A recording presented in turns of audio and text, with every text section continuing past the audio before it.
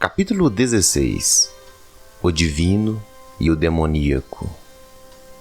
Lord Krishna disse: Ó Arjuna, eis alguma das características dos seres que já se encaminham a passos largos para mim. Bravura, pureza de coração, perseverança na busca do autoconhecimento, caridade, desapego dos prazeres, domínio dos sentidos, religiosidade, austeridade e honestidade. Cultivo da não-violência, sinceridade, mansidão, tranquilidade, boa vontade, compaixão para com todas as criaturas, gentileza, modéstia, discrição e firmeza. Fortaleza, paciência, constância, dedicação, bem como a ausência da luxúria, da malícia e do orgulho.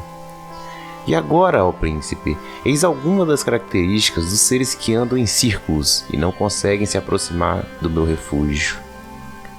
Hipocrisia, arrogância, orgulho, aspereza, brutalidade e ignorância. As primeiras qualidades são divinas e encaminham para a salvação. As últimas são demoníacas e mantêm os seres presos às amarras do karma. Mas não se aflija, ó Arjuna, pois você tem cultivado as qualidades divinas e o seu caminho até mim está desobstruído. Os sábios e os ignorantes. No fundo, há somente duas espécies de seres humanos neste mundo: os sábios, que são divinos, e os ignorantes, que são demoníacos. Já tenho lhe falado muito acerca dos sábios, ó príncipe. Então chegou a hora de lhe falar sobre os seres demoníacos. Os ignorantes não conhecem nem sua origem nem seu fim. Eles não sabem diferenciar quais pensamentos e ações os conduzirão até mim, nem quais os manterão presos em seus charcos de desejos desenfreados por ainda muito tempo. Neles não há pureza nem moralidade, tampouco sinceridade. Eles dizem, abre aspas, o mundo é vago e sem substância, nele não há ordem, nem justiça, nem divindades. Não há um espírito e tudo o que veio a nascer é fruto do acaso. O único objetivo desta vida é gozar dos prazeres sexuais e materiais enquanto for possível. Fecha aspas. E assim eles vivem vidas pequenas, ancoradas nessas ideias menores. Tais almas degradadas, de pensamento mesquinho, são os inimigos do avanço da humanidade e a praga deste mundo. Eles estão dominados por desejos insaciáveis, mas creem que eles são o mais alto bem. Assim, jamais encontram a satisfação, pois assim que um desejo é saciado, logo nascem outros, e cada vez mais poderosos. Tais seres são hipócritas e vaidosos, e seguem cego da luz divina na mais profunda ilusão. Como creem que nada passa da morte, são obsidiados por uma ansiedade perpétua, pois buscam satisfazer todos os desejos possíveis no curto espaço de uma vida. Enredados nas teias do desejo, escravizados pela luxúria, martirizados pela raiva, eles fazem tudo ao seu alcance para acumular riquezas materiais e assim poder satisfazer os seus desejos, mal sabendo que estão a forjar os seus próprios grilhões. Eles dizem, abre aspas, hoje eu obtive isso, amanhã ainda obterei aquilo, sou livre e assim posso desejar o que bem quiser. Hoje já conquistei alguma riqueza e amanhã ainda terei muito mais. Este inimigo já foi derrotado por mim, e aquele outro ainda irei derrotar um dia. Todos serão vencidos, pois eu sou o Senhor do mundo. Sou bem-sucedido, poderoso e feliz. Eu sou rico e pertenço à nobreza. Onde está alguém que possa me igualar? Eu sou bom e por isso distribuo esmolas para os pobres coitados do populacho, para que assim se espalhe a minha fama de caridoso e magnânimo. Fecha aspas. É assim que os engana a sua própria ignorância. Confundidos por tantas fantasias luxuriosas, enredados numa imensa teia de ilusões, viciados na satisfação de seus próprios desejos desenfreados, eles caem em seu próprio inferno. Teimosos, cheios de orgulho e intoxicados pelas próprias riquezas materiais, eles praticam seus atos de caridade e seus rituais devocionais de forma superficial, com o único intuito de mostrarem para suas comunidades uma imagem de bondade e religiosidade que, no entanto, é também uma ilusão. Assim, eles seguem apenas as letras das Escrituras, mas mantêm o seu coração frio e adormecido. Tais seres maliciosos se apegam ao egoísmo, ao poder, ao orgulho, à luxúria e à raiva. Eles não podem me suportar quando percebem um ínfimo da minha luz tentando romper o casulo de suas almas, e assim são incapazes de perceber a minha substância preenchendo a tudo que há, e permanecem isolados da verdadeira realidade da existência. O sofrimento é o fruto da ignorância. Assim, ó príncipe, eu faço com que tais seres vis ignorantes renasçam em vidas cada vez mais precárias, pois o seu sofrimento é ao mesmo tempo o fruto de sua cegueira e o remédio que poderá lhes fazer voltar a enxergar. No entanto, ó Arjuna, enquanto não desistirem da sua teimosia, enquanto não se reformarem, enquanto estiverem satisfeitos em viver nas trevas da ignorância, o seu destino será despencar nos mais profundos abismos da alma e habitar os mais tenebrosos infernos. Os portais do inferno. A luxúria, a raiva e a ganância são os 3 portais que conduzem a alma ao seu inferno. Assim, os aspirantes da sabedoria devem começar seu caminho por evitá-los, não deixando seus pensamentos serem intoxicados por tais venenos. Quem inicia o seu caminho por se libertar desses grilhões, ó Arjuna, terá a vida até o meu refúgio muito facilitada. Mas quem desobedece ao conselho das Escrituras e se entrega à luxúria, à raiva e à ganância, deixando com que seus desejos corram desenfreados, mal consegue dar alguns passos no caminho e logo já retorna ao ponto de partida. Assim, ó Arjuna, que as antigas Escrituras sejam sempre a sua bússola no caminho até meu refúgio. Jamais ignore o conselho daqueles que já trilharam tal jornada há muito tempo e já se encontraram imergidos em minha essência. Capítulo 17. Os 3 tipos de fé. Arjuna disse: Ó Krishna, e qual seria a condição daqueles que se dedicam com fé e convicção às práticas espirituais, embora menosprezem as escrituras sagradas?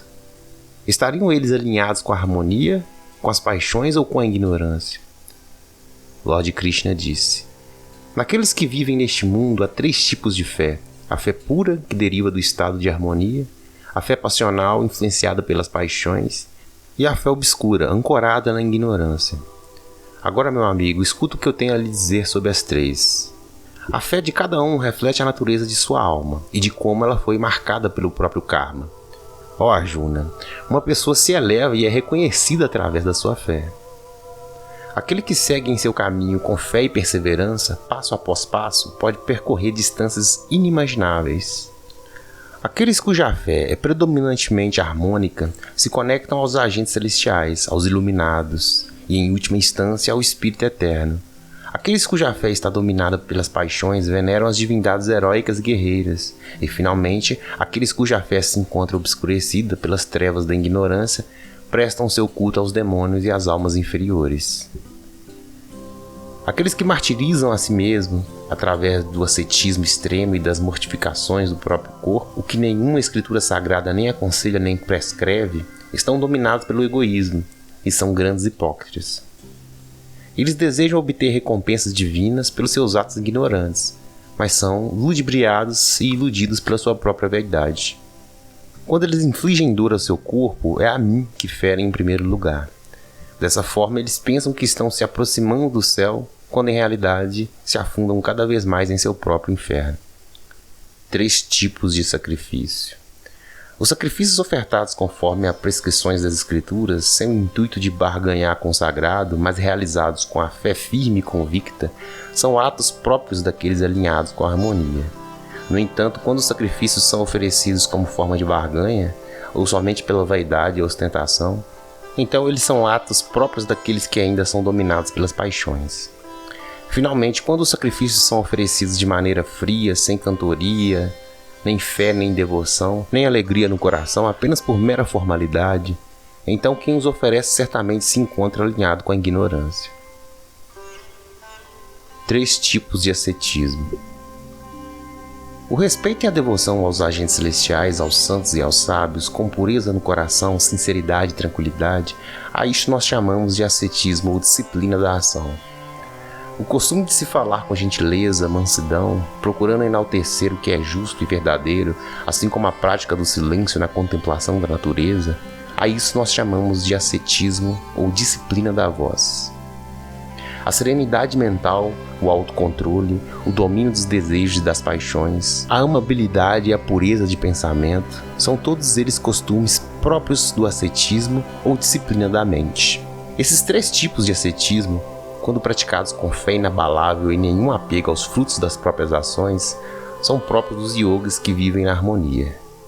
No entanto, Arjuna, quando a prática do ascetismo tem como objetivo o ganho de vantagens pessoais, honra ou boa fama, os seus resultados são sempre incertos e temporários.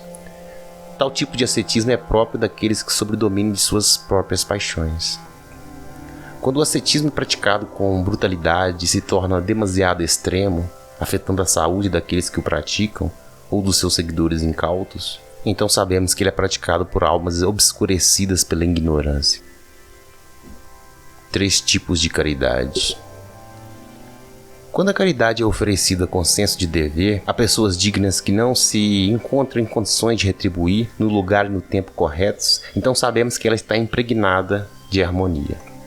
Quando a caridade é oferecida sem intenção verdadeira na esperança de obtenção de algum ganho em retorno, ou quando é um mero ato de pena, então sabemos que ela está alinhada às paixões. Finalmente, quando a caridade é oferecida sem calor algum no coração, com desprezo e pessoas indignas no lugar e tempo impróprios, então ela certamente está impregnada de ignorância. O absoluto em tudo. O Espírito preenche a tudo que há, é o absoluto em tudo. É da luz do absoluto que derivam a iluminação dos sábios, a inspiração das escrituras sagradas e a religiosidade das práticas espirituais. Por isso, ó príncipe, todos os que conhecem o Espírito pronunciam a sílaba sagrada Aum em sua homenagem antes de iniciarem qualquer ritual religioso ou ato de caridade. Aqueles que buscam a salvação na oferta de sacrifícios, no ascetismo e na caridade, também se referem ao Espírito como uma frase, ele é tudo. E assim evocam a ideia da unidade do sagrado. Há ainda outra frase para se referir ao Espírito eterno, verdade e bondade. Ela deve ser pronunciada quando se pratica uma boa ação ou quando se contempla alguma boa qualidade da natureza. Por isso, Arjuna, também se diz que a perseverança, o sacrifício de si mesmo e a renúncia, a caridade e o ascetismo são todos igualmente verdade e bondade. No entanto, tudo que é realizado sem fé e calor no coração, seja sacrifício, caridade ou ascetismo, é inteiramente inútil e não tem valor algum, nem neste mundo, nem nos demais.